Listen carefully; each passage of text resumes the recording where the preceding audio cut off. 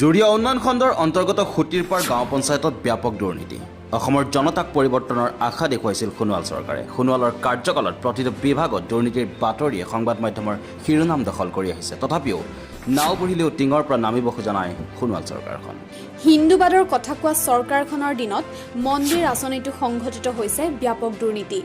জুৰিয়া উন্নয়ন খণ্ডৰ খুটিৰপাও গাঁও পঞ্চায়তৰ খুটিৰপাৰ শিৱ মন্দিৰত 18 লাখ টকাৰ আঁচনিত ভয়ংকৰ কেলেংকাৰীৰ অভিযোগ। 2017-18 চনৰ 3 লাখ, 2018-19 প্ৰায় 10 লাখ, মুঠ 13 লাখ টকাৰ কামত মাত্ৰ 1 লাখ টকাৰ কাম কৰিয়ে বাকী টকা আত্মসাৎ কৰাৰ অভিযোগ উত্থাপিত হৈছে।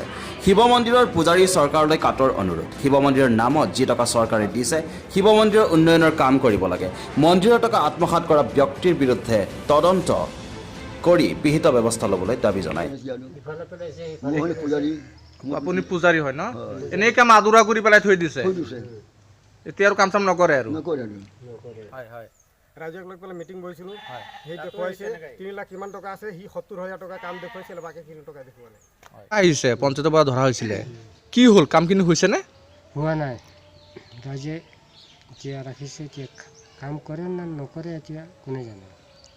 কিমান গাড়ী কাম কৰিছে? 60-70 গাড়ী কৰিছে। কিমান টকাৰ আঁচনি আছিলে? 12 লাখ। 12 লাখ টকা ন? এটা ট্ৰেক্টৰ কিমান টকা হয় এনে? 2-300 টালি ধৰিছে।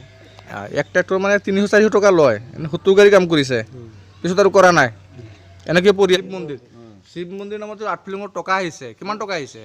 এবাৰ 3 লাখ টকা, পিছত পইচা 9 লাখ কিমান 51,000। আচ্ছা, পিছত কাম হৈছেনে ইমান টকাৰ? কাম হোৱা নাই। আনফালে জব কাৰ্ডৰ কামতো ব্যাপক দুৰ্নীতি, য'ত জব কাৰ্ডৰ হিতাধিকাৰীয়ে নিয়ম অনুসৰি 100 দিনৰ কাম দিব লাগে, কিন্তু একাংশত দালাল মিলি জব কাৰ্ডৰ কাম দেখুৱাই JCB আৰু ট্ৰেক্টৰৰ সহায়ত কাম কৰি আছে।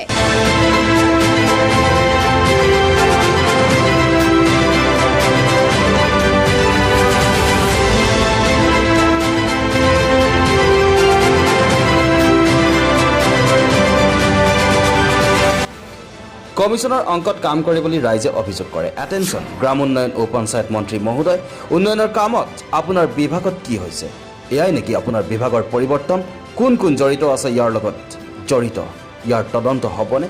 ইয়াৰ তদন্তৰ আশাত আপোনাৰ বিভাগলৈ চাই আছে জুৰিয়াবাসী ৰাইজ। নগাঁৱৰ পৰা Tamizuddin report, T news Assam.